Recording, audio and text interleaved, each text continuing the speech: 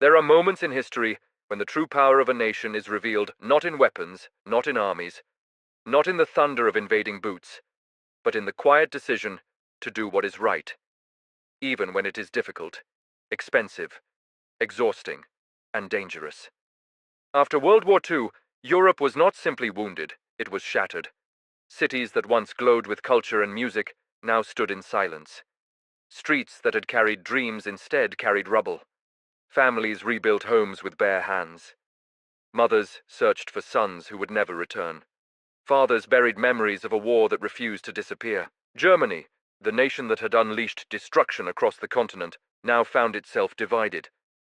The Allies divided Berlin into zones: American, British, French, and Soviet, believing cooperation could rebuild what had been torn apart. But cooperation didn't last. A new mistrust was rising. The world, still bleeding from one war, was slowly being pulled into another type of conflict, a cold one, where tanks were replaced by pressure, where threats were whispered, and entire nations became chess pieces on a board much larger than themselves. Berlin, sitting deep inside the Soviet-controlled zone, became the symbol of that new struggle. Millions of civilians lived there, many of them guilty of nothing more than surviving. And in 1948, Joseph Stalin saw an opportunity. He believed the West, and especially the United States, would never risk confrontation for the sake of one isolated city. He believed hunger would speak louder than freedom. So, quietly at first, and then openly, the Soviets closed the roads, the railways, and the waterways into West Berlin. Food shipments stopped. Fuel stopped. Medicine stopped. The lifeline was cut. At first, Berliners tried to pretend life would continue. Shops stayed open, but shelves emptied. Workers still went to their jobs, though there was little to do. Hospitals rationed medicine. Families ripped apart old furniture to use as firewood. Children learned the sound of an empty stomach. The blockade tightened day by day, and everyone understood the message.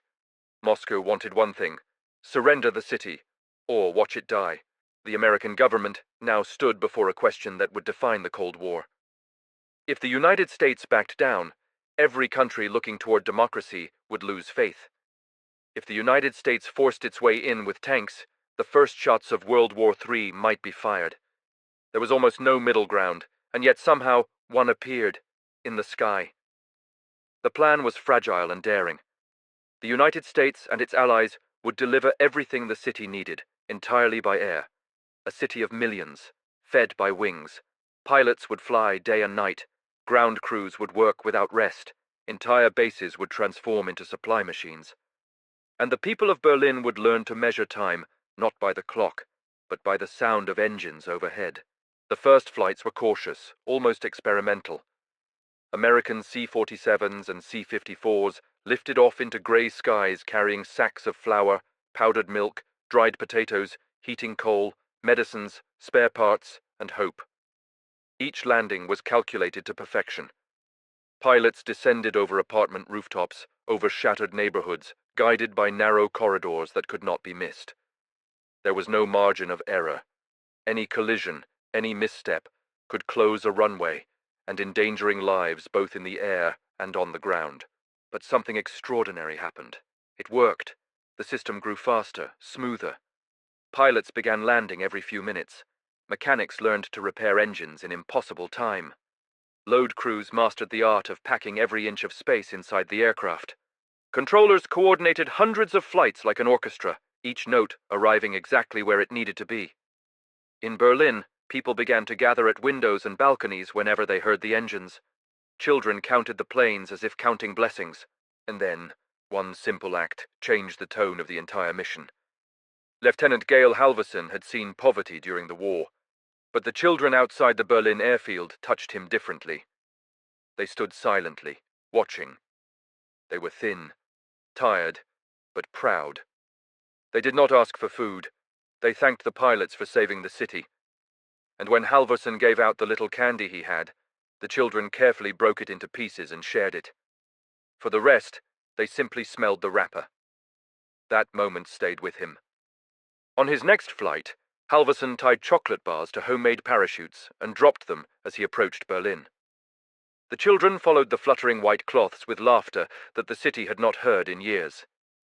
Soon, hundreds of letters poured in, some addressed simply to the chocolate pilot. Other airmen joined him. Candy floated through the air like small promises that joy was still possible, even during hardship. The world saw photographs of American pilots smiling as they helped children they had once fought against. And something began to shift. America was not being seen as an occupier.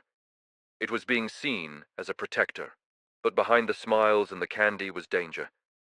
Flights crashed in fog, planes clipped one another in crowded air, crews died, families received heartbreaking telegrams. And still, the airlift continued. Pilots cried, buried their comrades, saluted, and took off again. Because they understood something simple and powerful.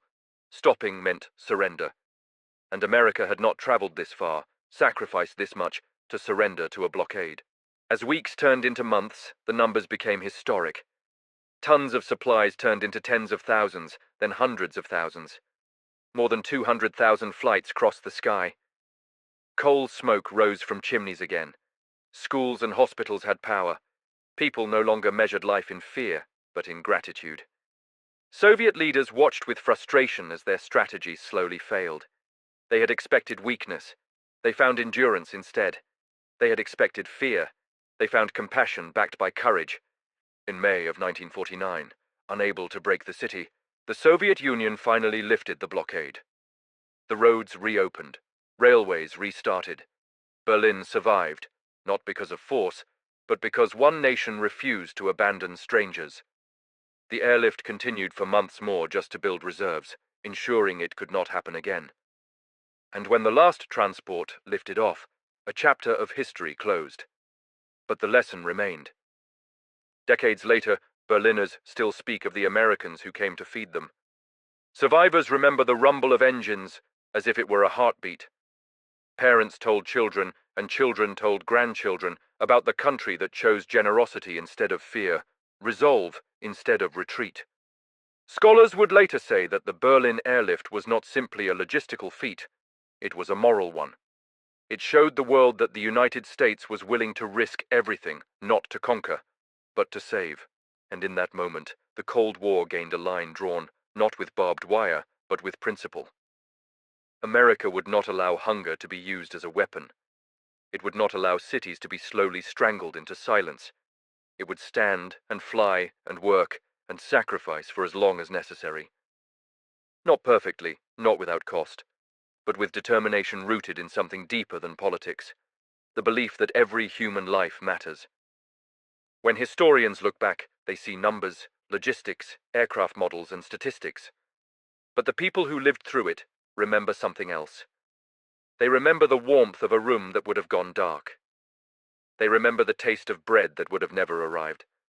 They remember small parachutes drifting down from the sky. They remember that when they needed help most, America came. This is Black Archive history, honoring the stories where strength was measured not by destruction, but by compassion, where courage meant lifting, not crushing, and where the United States did not simply change history, it protected it.